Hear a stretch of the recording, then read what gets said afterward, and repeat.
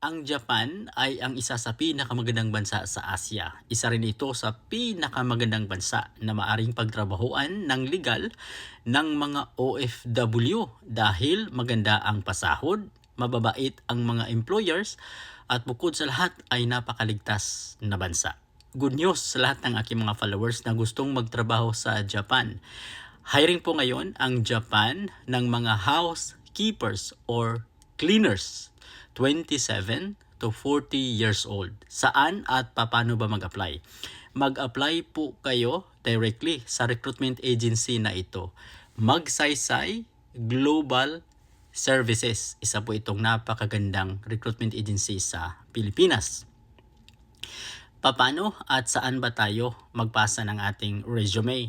Madali lang po. Maari po kayong magpasa at mag-submit ng inyong mga resume online.